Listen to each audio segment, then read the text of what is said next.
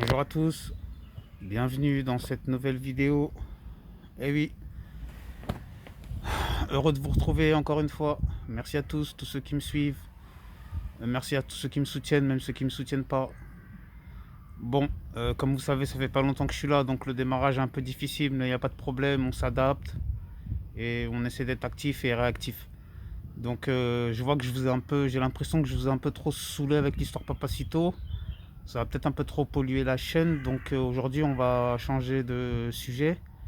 Et aujourd'hui, j'ai décidé qu'avec vous, on allait parler d'un sujet, je dirais pas tabou, mais un sujet un petit peu chaud, hein, depuis des années en France, c'est-à-dire le sujet de l'islam de France, c'est-à-dire des musulmans de France et de l'islam avec la France, tout simplement. Alors pourquoi j'ai décidé de vous parler de ce sujet? Parce que apparemment, il y a beaucoup de gens qui craignent et qui ont peur de l'islam en France. Et on ne sait pas pourquoi, parce qu'en fait, on a l'impression que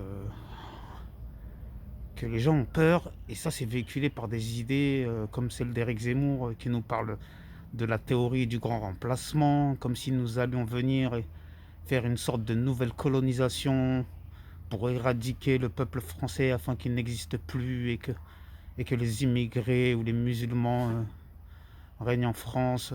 Donc là il est parti loin, il est parti loin, il est parti loin dans sa théorie. Pourquoi? Parce que la théorie du remplacement, elle existe de tout temps.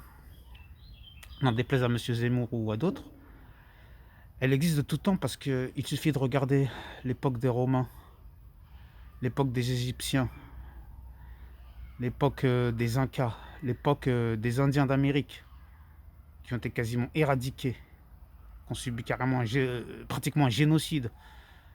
Euh, donc la liste est longue, hein, l'Empire ottoman, etc., etc. Je ne vais pas tout vous raconter. Donc tout ça, en tout temps, tout lieu, toute époque, il y a eu des civilisations qui étaient au-dessus des autres, mais après, il y a un changement naturel, entre guillemets, qui s'établit, et c'est normal. Et c'est normal que les choses changent, que les choses bougent. Et là, on est en train de nous parler de la théorie du remplacement. On ne sait même pas si elle aura lieu. Et si elle aura lieu dans 200, 500, 1000 ans, 2000 ans. On sera mort, on sera dans notre cercueil, on sera en poussière. On ne sait même pas si on aura une descendance nous-mêmes. Même si on fait des enfants, on ne sait même pas si dans 1000 ans, tous ces enfants auront fait d'autres enfants, qu'auront fait d'autres enfants, etc. Donc on est en train de se prendre la tête pour des trucs comme si de notre... comme si ceux d'il y a 2000 ans, est-ce que vous pensez qu'ils se préoccupent de ce qui se passe 2000 ans après? Ceux de l'époque de Jésus-Christ, imaginons. Ou ceux de l'époque des Romains. Vous pensez vraiment qu'ils pensaient à 2021, etc. Ou à... Donc, maintenant pour revenir un peu plus concrètement sur les choses. Vous, les Français de pure souche, je vais dire, imaginons, qui avez peur de l'islam. Vous avez bien des musulmans autour de vous. Eh bien, fréquentez-les. Au lieu de les montrer des doigts, au lieu de chuchoter entre vous, au lieu d'avoir peur, invitez-les chez vous. Lorsqu'ils vous invitent chez vous, allez chez eux, n'ayez pas peur, allez à leur rencontre. Par contre, dès que vous voyez qu'il y a un abus, d'accord, il n'y a pas de problème, vous prenez une distance, vous parlez, vous vous exprimez. Vous inquiétez pas, hein, les musulmans, c'est pas des gens violents, c'est pas des... Après, moi, je suis pas là pour faire du prosélytisme, hein, attention. Je suis obligé, comme je l'ai déjà dit précédemment, mais je le redis encore. Moi, je suis musulman croyant et malheureusement non pratiquant. J'ai dit malheureusement parce qu'en tant que croyant, normalement, je suis aussi censé pratiquer.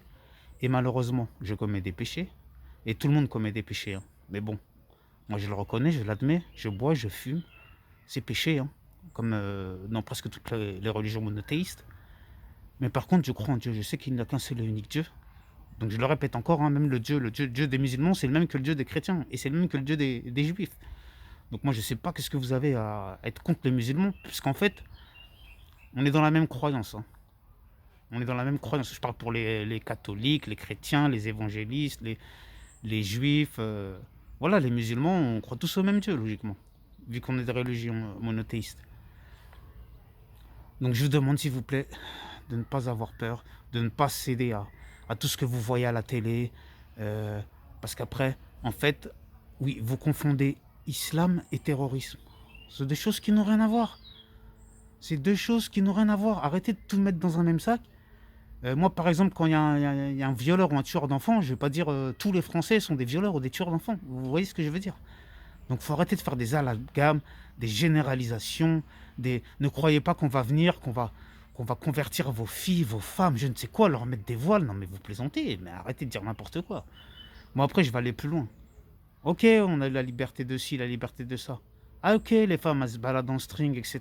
Maintenant, vous voulez encore quoi de plus? Qu'on puisse se balader même à poil, qu'on puisse montrer des femmes à poil, même à midi, à grande heure d'écoute. Je sais pas, vous voulez aller jusqu'à où comme ça? Sous prétexte de laïcité, sous prétexte de... Non, non, faut arrêter, ça va trop loin. Mais justement, nous, c'est ça, l'islam, on a des valeurs et il y a des choses qui nous dépassent. Il y a des choses qui nous dépassent qu'on n'arrive pas à tolérer et qu'on a du mal à tolérer. C'est-à-dire, c'est tout ce qui est la vulgarité, etc. C'est pour ça, moi, sur cette chaîne, vous ne verrez pas des choses vulgaires et vous ne verrez pas des... Je ferai tout pour qu'il n'y en ait pas. Après, on fait tous des erreurs, mais je ferai en sorte qu'il n'y en ait pas. Bon, ce petit débat, j'espère qu'il vous a plu. J'espère qu'il vous a appris des petites choses ou certaines choses. On reprendra sûrement ce débat plus tard, hein, parce qu'en fait, maintenant, dès que je vais faire une vidéo, je ferai épisode 2, 3, 4, mais plus tard, dès qu'on rattrapera le sujet, je fais une suite, en fait, hein, sur toutes les vidéos, et c'est mieux pour tout le monde, hein. Comme ça, après, si un sujet vous intéresse, vous cliquez le sujet, vous cliquez les épisodes précédents ou les épisodes suivants, et puis comme ça, vous pouvez suivre le fil. En tout cas, bon, encore merci à tous. N'hésitez pas à vous abonner. N'hésitez pas à liker, partager, commenter. Tous les commentaires sont bienvenus, hein. Il y en a qui m'ont écrit des commentaires, je leur ai répondu. Merci à vous pour, même ceux qui étaient contre moi, hein, d'avoir essayé de rester poli. J'ai fait pareil, hein. Tout dans la courtoisie, tout dans la politesse. Parce qu'en fait, les mots, c'est la meilleure arme du monde. Parce qu'en fait, dès qu'on use de la violence, c'est-à-dire qu'on n'est plus capable de parler. Donc si on n'est plus capable de parler, on s'exprime par la violence, avec les poings, avec le corps, avec les poings, avec le physique, avec les armes. Et ça, c'est ça qui est pas bon. La meilleure des armes, c'est la parole. Comme ça, on parle, ok, on se fait mal, mais on se fait mal à la parole. On se fait pas mal en se tirant dessus ou en s'injuriant, etc. Bon, encore une fois, je vous remercie à tous de me suivre, de m'avoir suivi. Je suis obligé de m'arrêter là pour que la vidéo ne soit pas trop longue. J'essaie de vous trouver un bon petit sujet pour demain. J'espère que le sujet d'aujourd'hui vous aura plu. Encore une fois, n'oubliez pas, rester authentique, car moi ici, j'ai pas envie de faire du Michou, de je sais pas quoi. J'ai pas envie de faire des pitreries, je suis pas là pour ça. Même s'il n'y a pas beaucoup de... Si on a un auditoire restreint, qu'il n'y a pas beaucoup de gens qui suivent, mais c'est pas grave. Je préfère faire de la qualité plutôt que de la quantité. Et voilà, j'ai pas envie d'être un produit jetable, interchangeable, comme tous ces gens de la Real TV qui ont des... Je les vois, ils ont des 5 millions d'abonnés. Attention, je suis pas jaloux, hein. Félicitations à eux, ce qu'ils veulent. Mais ça me fait mal au cœur. Je me dis, putain, les gens, ils sont si cons que ça. À suivre des gens comme ça, inutiles, qui n'ont rien à dire, juste à nous montrer, vas-y, achète ce sac. Ah tiens, regarde, je suis en train de manger une belle côte de bœuf à 500 € à Dubaï. Haha, ouais, comme si c'était ça. Qu'est-ce qu'on en a à foutre? Non, mais franchement. Ah là là là, ça fait mal au cœur de voir tout ça. De voir aussi, des fois, je regarde sur YouTube les plus grands youtubeurs. C'est une dame qui fait du maquillage. Du maquillage. On n'a que ça à foutre dans notre vie de penser à faire du maquillage pour s'en sortir dans notre vie. Non, mais franchement.